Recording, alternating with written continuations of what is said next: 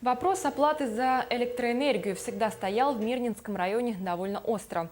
Постоянно растущая дебиторская задолженность для работников Мирнинского отделения энергосбыта стала уже привычной.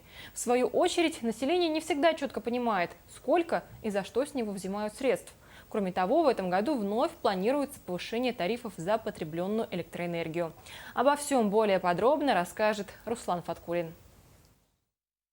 Задолженность населения Мирнинского района за потребленную электроэнергию на данный момент составляет 52 миллиона рублей. Это на 20 миллионов больше, чем в прошлом году.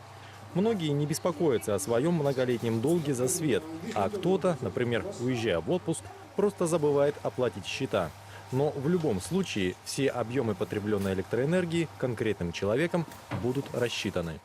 Если по какой-то причине бытовой абонент не может нам передать показания приборов учета, выехал за пределы республики, в отпуске или разные могут быть причины, то и в течение полугода мы можем рассчитывать потребителя по среднему абоненту.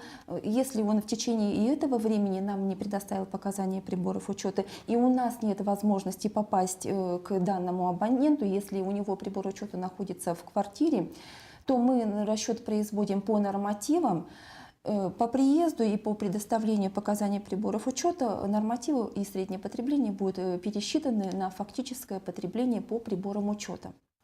Сегодня стоимость 1 киловатта электроэнергии для городского и сельского населения, а также гаражно-строительных кооперативов составляет 3 рубля 10 копеек.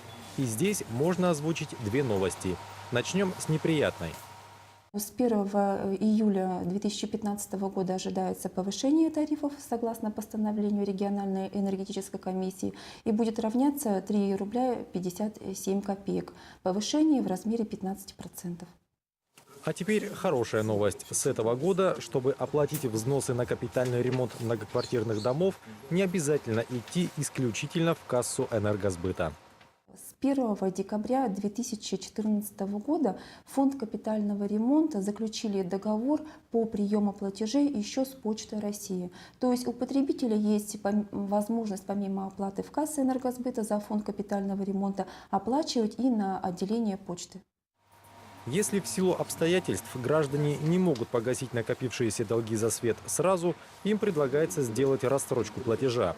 Сотрудники энергосбыта всегда идут навстречу и пытаются решить любую проблему должников в индивидуальном порядке, чтобы хоть как-то снизить многомиллионные долги населения.